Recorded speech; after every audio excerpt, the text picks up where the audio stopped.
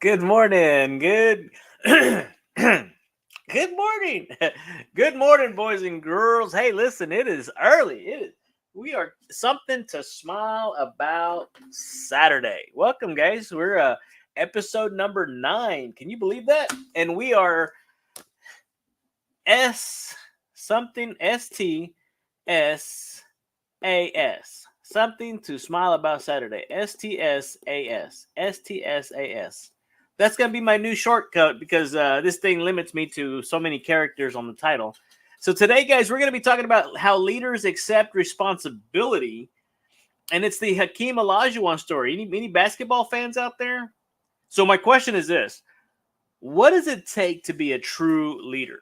I mean, let's just ask Hakeem Olajuwon, right? Because he nailed it.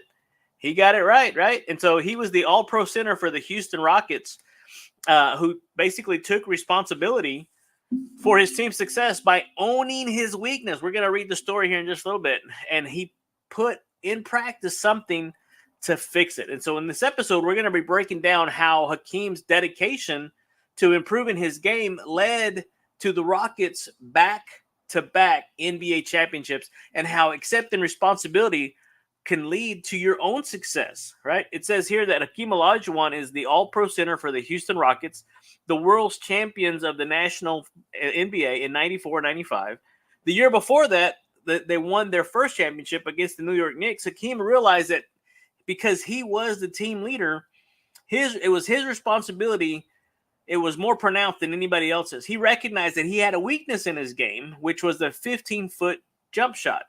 And so think about this. This guy earned multi-million dollars per year and had been an all-pro for 6 consecutive years.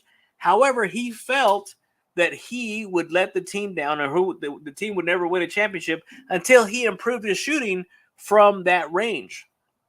And so before the 93-94 season, he went to the gym every single day and he practiced his 15-foot jump shot 500 times. And so that's an incredible test of building strength, endurance, and improvement in performance. And so in 94, when the Houston Rockets defeated the Knicks in 7 games, there was only one game with more than 5-point difference in the score. That's a close one.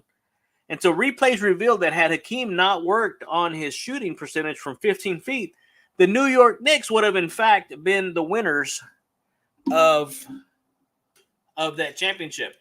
And so here's some questions for you to think about. First, do you believe that Hakeem is popular with his teammates as a result of the extra effort he made and helped him bring the championship to Houston? Second, do you believe that Hakeem was thrilled to win the world championship ring? Yeah. And third, do you understand why he got a significant raise when his contract was up for renewal? I mean, it really is true. You watching right now, early Saturday morning, can have everything in life you want if you'll just help enough other people get what they want. Hakeem, right? He wanted to help his teammates, the owners and the fans, to gain that championship. And he won big time because he, too, was part of the championship team. And as a matter of fact, was named the MVP for his tremendous efforts.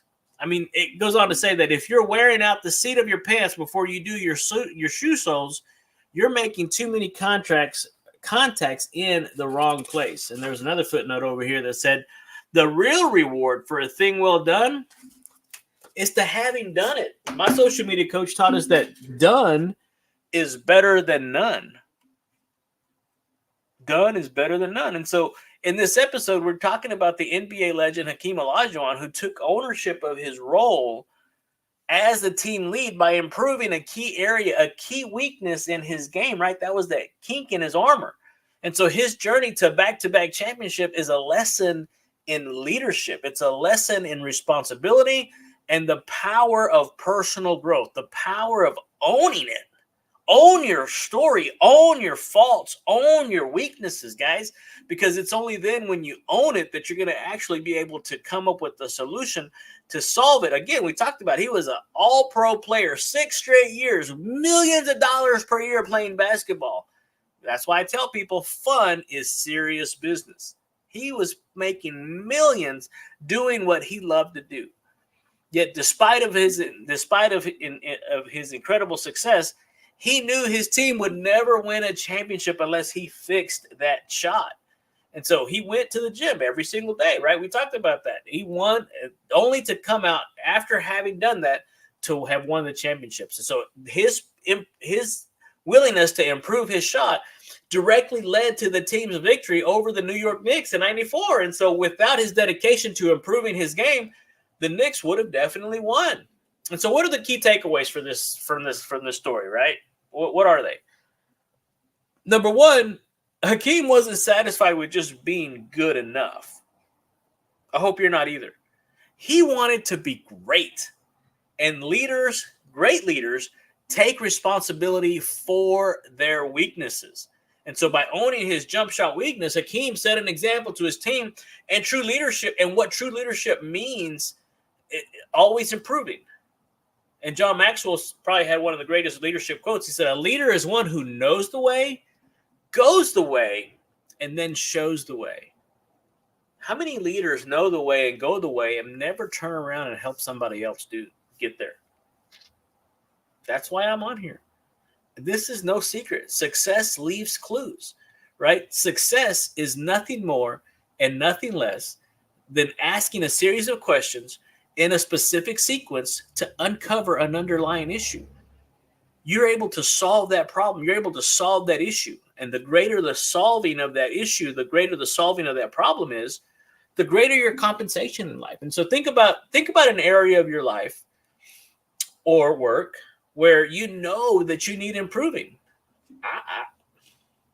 Guilty, right? There's some areas that I need to improve. And so how can taking ownership in that weakness turn it into a strength? Think about that for a second. I mean, that is very, very key. I mean, Hakeem's extra effort not only improved his game, but it inspired his teammates, right? The coaches and even the Rockets fans. And so his commitment to excellence set him apart as a leader, and it gained him the MVP, guys. And so once you decide to go above and beyond and exceed what people's expectations of you are, you'll be amazed to see how many people around you do the exact same thing. Vince Lombardi, right? I'm a football fan. I'm not so much a basketball fan, but that was a story in the book. But Vince Lombardi said this: the price of success is hard work, dedication to the job at hand, and the determination that whether we win or lose, we have applied the best of ourselves to that task at hand. Did you do the best you could with what you had? Did you? If you did, you got nothing to worry about. You have nothing to frown about. You did the best you could with what you had. Now learn to do it better, right? Maya Angelou said that when you know to do better, or when you know better, do better. Yeah, something like that. And so leaders are willing to put in the extra work, to put in, they're those who stand out, right? Head and shoulders above the rest. And so are you, cool kid, Saturday morning, are you putting in the effort to not only better yourself, but also to inspire those around you? That's why we're here. That's why we're on here. We want to allow this story, Hakeem Olajuwon's leadership, wasn't just about his talent. It was about taking responsibility for his weakness and putting in the work to improve it. And so by doing so, he helped his team to achieve greatness, guys, and they won back-to-back championships. But look at the Rangers. Look at the Astros. Look at the Dallas. Never mind. We're not going to go there. 94 was a good year, though. 94 was a good year, though. But cool kids, let's take a page out of Hakeem Olajuwon's playbook and own our weaknesses. Put in the extra work and inspire others through your dedication, guys. And so that's the true mark of leadership. That's the true essence of what it means to be a leader. It's not about a title. It's not about a position. It's about your attitude. Leadership is an attitude. And so, there's a lot of things that you can do, and it's just a matter of doing it. When we get to the end of our walk with the Lord, we're not gonna meet him at the pearly gates and say, "Hey, well fought." He's not gonna say, "Well planned." He's not gonna say, "Hey, you had great intentions. Come on in." Nay, no. Well done, thou good and faithful servant. So who do you need to serve today, right? So let's look at the mindset, the motivation, and the methodology behind this story. So leadership, the mindset is the leaderships take responsibility for their weaknesses and work to improve it, no matter how successful you are. He was already making millions of dollars. It was good, but he wanted it that much more. So always know that the mindset, there's always room for growth, no matter what. The motivation, hard work, dedication, and responsibility is what set leaders apart and inspire those around them to aim for greater success, guys. And the methodology behind it all is I want you to identify, right? This is the how. Identify a key area in your life that needs improving and dedicate time and effort to mastering it, to make sure that you're able to go above and beyond and exceed even your expectations of what you thought was possible. And so true leadership comes from continual self-improvement. It was Edward Deming that said that our only competitive advantage is that continuous growth, that continuous improvement. And so what are you needing to continuously improve in your life? Think about it. And I want to put in the comment section, what area are you wanting to improve on? Again, something to smile about Saturday is not about selling you on coaching. It's not about selling you on being my next client. It's not about, it's about just giving you something to smile about. And so imagine if you became the leader that you knew you were capable of becoming. Imagine the smile that it's going to put on your face whenever you become your MVP of your career field, of your business, of your, right? You become the go-to person like Hakeem Olajuwon was. He became the go-to person for that 15-foot jump shot because they knew if the ball was in his hands, it was going in. Same thing with Michael Jordan. Same thing with a lot of other people, right? But it's one of those things, right? You've got to become that person. And it starts by working on those weaknesses.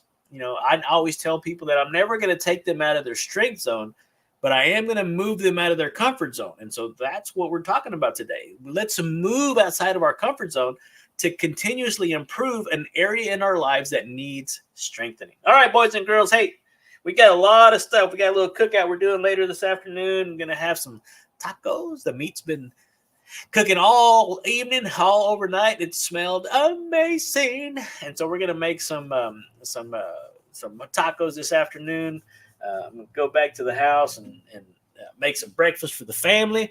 It's gonna be a good day at the Ortiz household. We will see you guys Monday morning, bright and early here on TGI Double M. Remember, this week we're gonna be talking about guidance. It's gonna be the guidance series. Is it guidance? Yeah, guidance.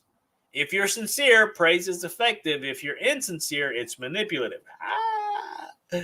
Everybody says they want to be free. Take the train off the tracks and it's free, but it can't go anywhere. Guys, these things just keep getting better and better. I can't wait to see what comes out of this next guidance episode. All right, boys, y'all have a rest of your great day of your Saturday, and we will see you guys here on TGI Double M. Adios.